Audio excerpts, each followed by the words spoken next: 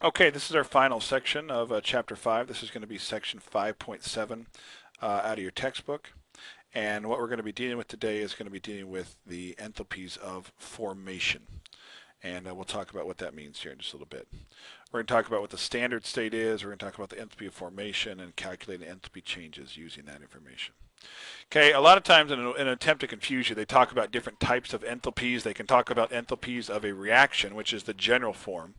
But you can also talk about the enthalpy of vaporization, where they might write delta H and put VAP, which is just converting a liquid to a gas. They might write enthalpies of fusion, which is just delta H of F, and they put FUS. They might put, for combustion, they might put COM or COMB. But all of these are just different enthalpies of reaction. It's kind of, they just use those different things to kind of throw you off a little bit. Another type of enthalpy, which is not necessarily one of these types of reactions, is what's called an enthalpy of formation. An enthalpy of formation deals with enthalpy changes that occurs when a compound is formed from its elements. So the enthalpy of formation is how much heat is released or absorbed when a compound is formed from its elements. Okay? So what that means, if we talk about the enthalpy of formation for CO2, it's the formation of CO2 from its elements. So it's C plus O2 makes CO2. That would be the enthalpy of formation for carbon dioxide. It has to be from the elements in their elemental form. Okay, now any enthalpy change does depend on the pressure, the temperature, state of the reactants, all that. For this reason, they've created the standard state is one where the element is in its pure form and it's at atmospheric pressure and a temperature of 25 degrees. So a lot of times when you see this degree sign, whether it's an enthalpy of formation or an enthalpy of combustion or any type of reaction, anytime you see that degree sign up in there, they're just telling you that it's at 25 degrees Celsius and 1 atmosphere of pressure. It doesn't really affect the reaction at all, but they do very often, you'll see that on the exam. So there you go. Okay, and so this is going to have an enthalpy of formation associated with it. It might be negative 285 kilojoules per mole or something like that. But if an element is already in its elemental form, it has an enthalpy of formation of 0 because it doesn't form from its elements. It's already in its elemental form. So something that's in its elemental form has an enthalpy of formation equal to 0. So how would you write the equation for the formation? So if they were to ask you about the delta H of formation for Na2O, and they had you write the equation for it, how would you write Na2O being formed from its elements? Okay, hopefully you would look at that and go, well, I need sodium, I need oxygen, and again, you want to keep it as simple as possible, so you could even write 1/2 of an O2. Could you write 4Na plus an O2 making 2 Na2O? Yes, but again, you just want to form one of these products. So if you have to use a fraction, it's okay. If they say, write the equation that would represent the enthalpy of formation for 1 mole of Na2O, then you could not have that 2 there. Okay, how about for glucose, C6H12O6? Go ahead and take a second and try to do that and see if we get the same answer. Go ahead and pause it now. So you would have 6 carbons, you would have 6 H2s because, again, hydrogen's elemental form, it's a diatomic molecule, and 3 O2s. Let's see if I got it right, huh? There you go, 6 carbons, 6 H2s, and 3 O2s. So all of this, and then you would have your enthalpy of formation is equal to X amount, and this enthalpy of formation is equal to a certain amount. How about carbon tetrachloride? That one, you're going to have carbon and you're going to have chlorine. Chlorine, again, is a diatomic molecule. So you're going to have carbon plus 2 chlorines makes CCl4, and the delta H of formation for CCl4 is equal to some number. Okay, how can you use these enthalpies to calculate the enthalpies of a reaction? We know that from yesterday with Hess's law, we know that we can add equations together and manipulate them and flip them around and double them and all those things to create the enthalpy for a reaction when we know the steps. We also know that if we use the enthalpies of formation, we can also do the same thing is finding the enthalpy change for the reaction. It's a very ugly formula that we use, but it's really not that difficult. What this is saying is that the enthalpy change for the reaction, again, whether it's a combustion reaction, a fusion, neutralization, it doesn't matter.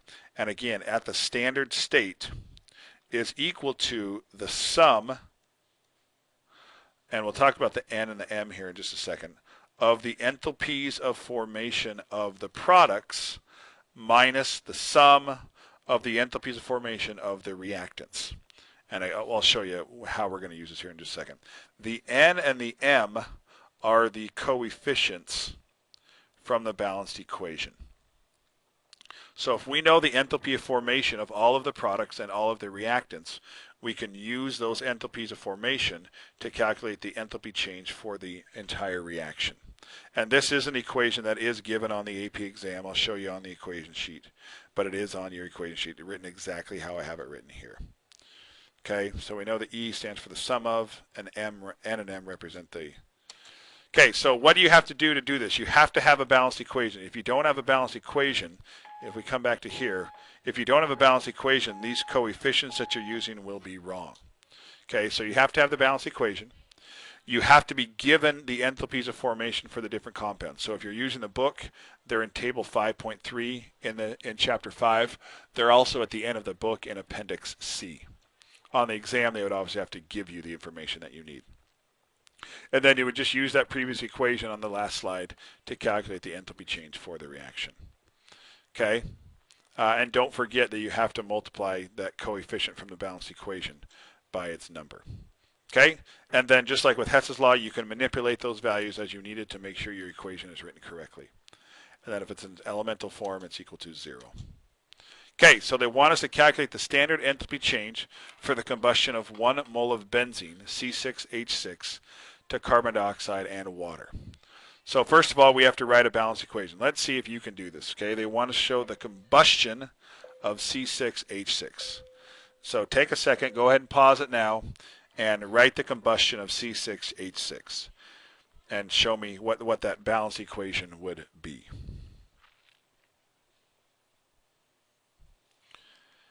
Okay, I would have that as C6H6 plus O2 making CO2 plus H2O. It's a combustion, so it's got to have O2. And then I see, again, 1 mole of benzene, so this has to be a 1. And I see 6 carbons, so 6 CO2s. 6 hydrogens means 3 H2Os. And 6 times 2 is 12. 12 plus 3 is 15. So I need 7.5. So 15 halves O2s would be our balanced equation. Okay, so we got the 6, the 3, and the 7.5 O2s. And now it is a balanced equation. Okay, step number 2 says now we have to look in our book, look in the back of the book or in that table, and find the enthalpies of formation for all of the parts of our reaction. Okay, now are there any of these that we're not going to need? The only ones we're not going to need are the ones that are already in their elemental form. Oxygen is the only thing that's in its elemental form, so it's going to have an enthalpy of formation of 0. But so we need the enthalpy of formation of benzene, the enthalpy of formation of carbon dioxide, and the enthalpy of formation of water. Okay, so for benzene it's 49 kilojoules per mole. For CO2 it's negative 393.5, and for water it's negative 285.8. Okay, now we're going to use that equation.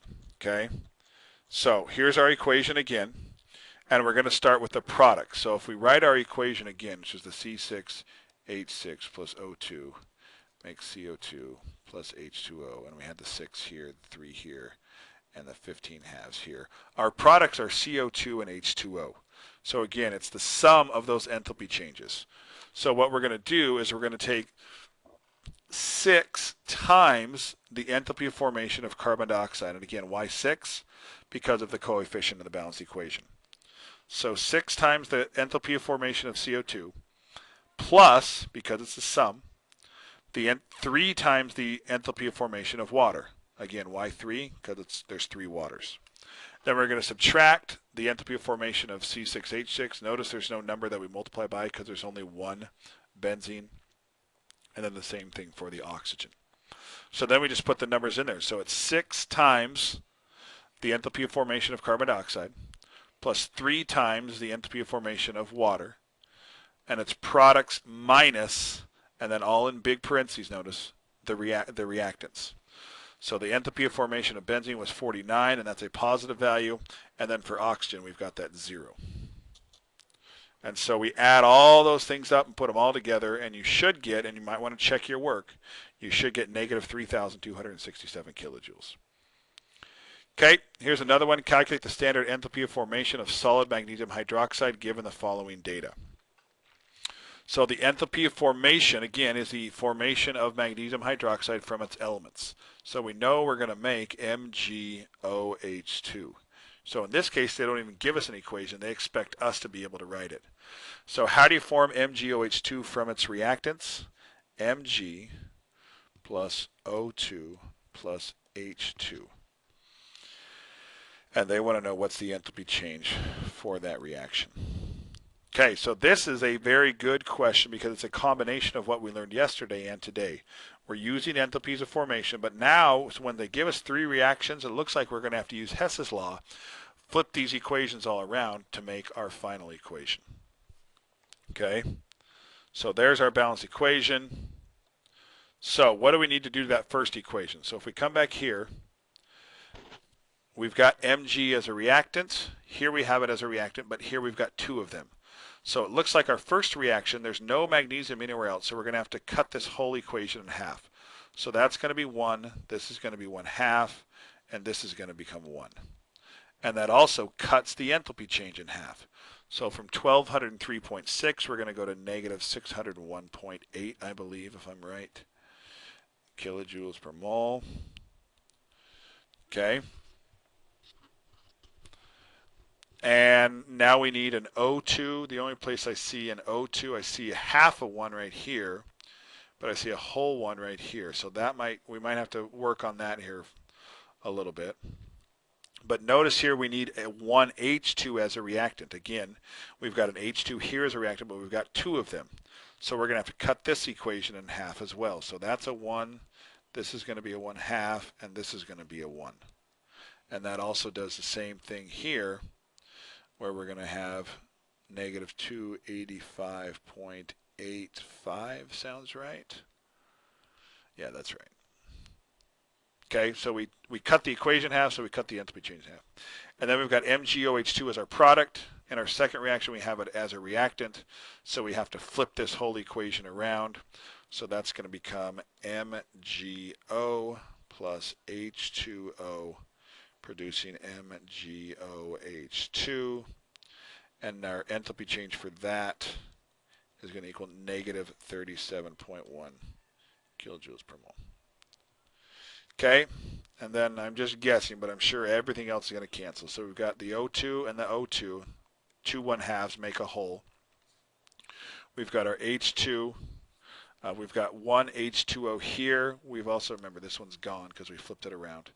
1 H2O, 1 H2O, 1 MgO, 1 MgO.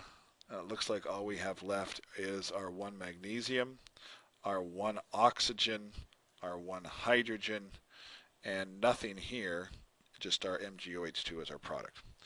So we take negative 601.8 and negative 285.85 and negative 37.1, and that will give us our answer. Oh wow, look at that, everything cancels, that's cute. And you should get negative 924.8. Again, take a look at that. Look at how I did it here. Hopefully that's a little bit clearer, and see how we did that equation. Okay, and that is it for Chapter 5. So please do these problems, try these problems out now, and then we will talk about them tomorrow in class. And then any question that we have not answered in the review packet, please make sure that you finish that review packet, and we'll talk about it tomorrow in class.